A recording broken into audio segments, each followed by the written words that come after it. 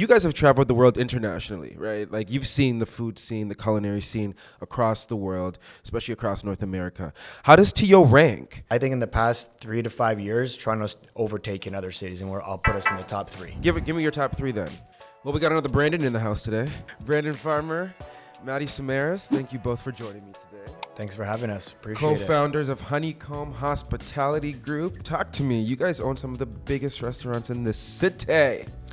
Yeah, it's it's a fun industry to be in, and we're happy to be in Toronto doing what we do for so many years. It's been an amazing experience, not only for us to see the hospitality grow, but the city grow along with it. Talk to me about the restaurants that are under your company's umbrella. We have three major restaurants. One is Barro, which is a Latin-based restaurant. Barro is 16,000 square feet over 4 floors, so 4 different concepts. One, this is the patio, which we have an Argentinian-style barbecue in the summer. If you go down 1 floor, we have an event space, kind of a blank canvas, anything from weddings to product launches, you name it, we host it. And then the 3rd floor is called Pablo's, which is a kind of a snack house, high-end cocktail bar with a speakeasy in the back that most of us know as Escobar. And then the main floor, which is a open-style kitchen with watching the chefs cook out front. And then move down to Dasha, which is our Pan-Asian restaurant just down the street at 620 King. 3 scenes inside of Dasha. So the 2nd floor, we have 5 high-end karaoke rooms, and then a back-end speakeasy called Judy's. And then finally, we have Petty Cash, which is your local neighborhood spot. Really good food, really good pies, and everything from arcades and pool tables. When we talk about King West, you guys basically own King West. We have a good footprint on footprint. That's the best way to put it. Don't be humble. You can be all the way cocky and confident on this show. Yeah, it's a lot of work and it's fun, and and we're happy to contribute to the city's entertainment and hospitality. Well, that's what I really want to get into because, there's been a huge conversation online talking about like the transition of Toronto's like nightlife scene over the past like decade, 2 decades. Like 2 decades ago was all about like the mega clubs, and that's where people went to for a night out.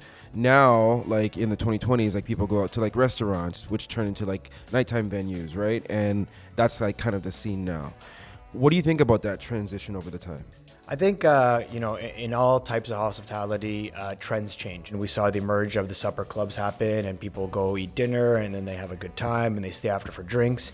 And now there's just a mix of everything downtown. And I think that has to do with the growth of the city, density-wise and population-wise, that there's so many different people down here now looking for different experiences that people cater to a little bit of everything. Also with the big nightclubs, I think with, the emerging expensiveness of Toronto in the past couple of years, it's very difficult to find a footprint right downtown in the city where it's feasible to operate, a big nightclub 2 days a week with the massive rents that it costs. So do you think also, that's what kind of ended that big like nightclub culture? Well, that and the density growth, you have a lot of neighbors around you too. So a lot of condo buildings going up everywhere in these neighborhoods, and it's not easy to put a big nightclub that fits 5,000 people next to a bunch of condo buildings. So, things have evolved and changed, and, trends continue to change consistently, but the density of the city has brought so many different types of people here that are all looking for different types of experience, and that's what we've created. A really interesting conversation that I had with my friend not too long ago about this was before there was apps and dating apps. Yeah. You would have to kind of get dressed up, and you'd go to the bar or the club, you'd look good, and it'd be an area and place where to go meet people. Yeah.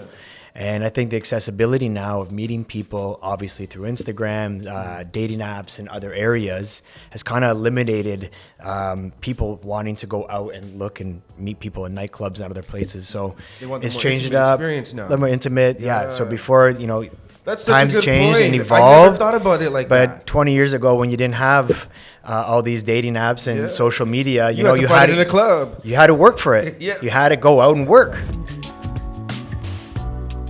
Dubai, New York, Miami. I've been to New York a couple of times, and it's really fun because you can just do anything. New York, Well, Nashville was a lot of fun. That's very true. With the country music. Chicago and Toronto. London is very nice. Yeah.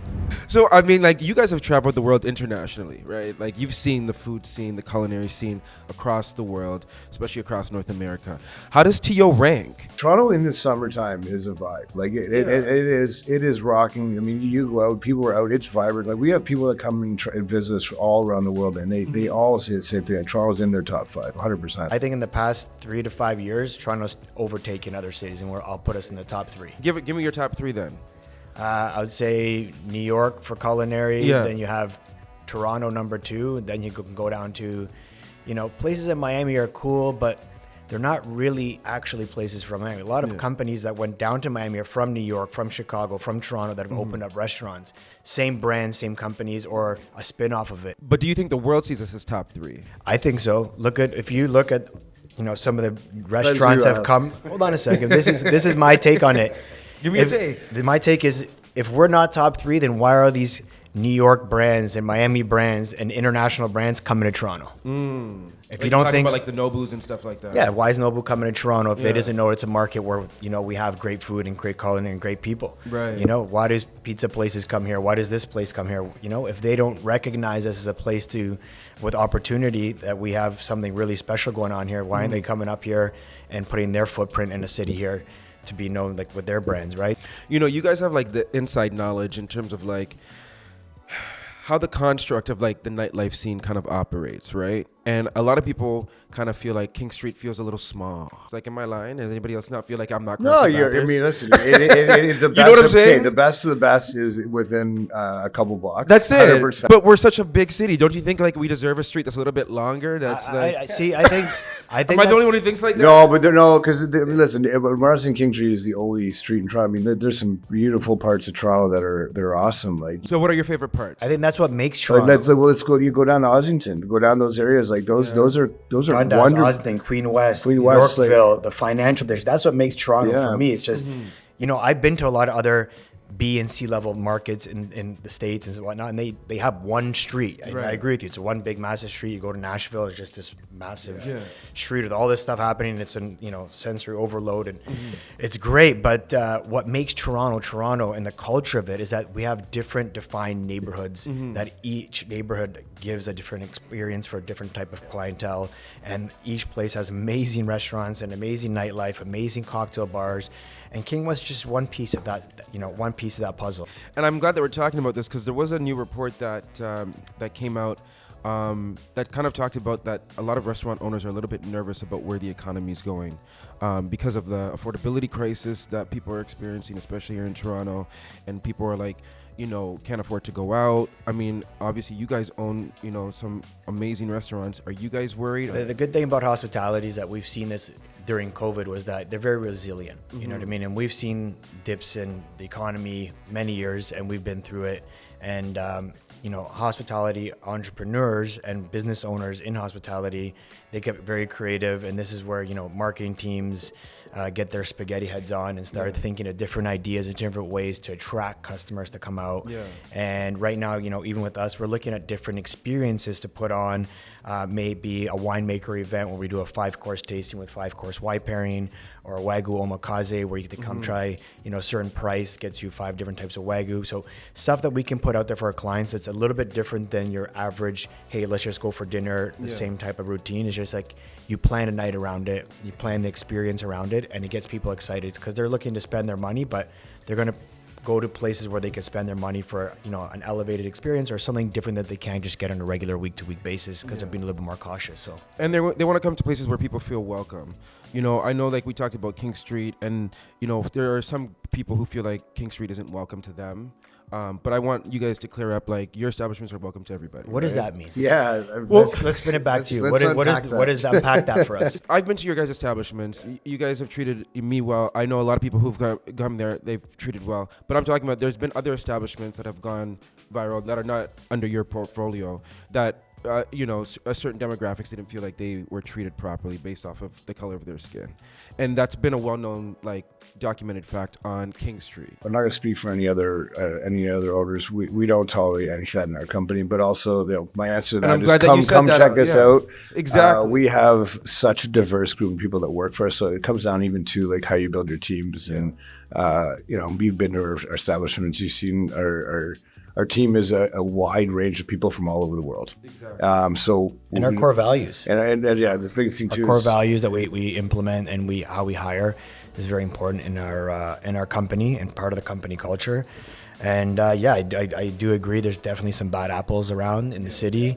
It sucks that some people stereotype or typecast King West with one or two bad apples, but we focus on us and what we do, and we serve thousands and thousands of customers a week, and I think that our success and our growth over year after year after year is a tribute to how we operate our business and how we treat our clients and the guest experience we put on day in, day out. And that's why I'm happy that we're highlighting the good apples.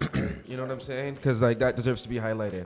Since I have you guys here in the hot seat, I love an exclusive. So. here we go. And I know, Honeycomb, you guys are always working on something fabulous, something new. So what's coming down the pipeline? Talk to me nice. All right, there's two projects we're working on, but we cannot talk about. Come on, Brandon. I From can't. one Brandon It's to another. I know, two Brandons. If I was going to share with a fellow Brandon, Yes. for sure, but Maddie, come on, help me out. You know what? For me, it's just that we like to keep things close until it's time to launch. We build up a hype properly just before the launch. We like to manifest what we're doing internally. when we're ready, we'll come down here. We'll jump in here and we'll let you know what's happening. All right. We'll announce it here. We'll, How about we'll we'll fly you announce some it here? passes. We'll announce curate it here. a night for you. Or maybe we do the interview right in the establishment. There you go. That's it. That would be it. We're down. It'll be a Okay. beautiful I'm in. place. I'm in. Done talk. Maddie, Brandon, thank you so much for joining me. Thank you for opening our eyes to what's happening, and that Toronto is top 3, and that people are welcome at your establishments.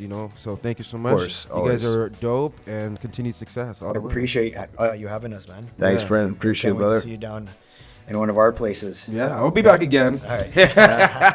Hey, it's BG, and I want to know, what do you think about what you just watched? Make sure to drop your thoughts in the comments below, but also make sure to check out even more great content like this video and this video over here. And if you haven't subscribed to the Brandon Gona Show, do so right now by clicking this button right here.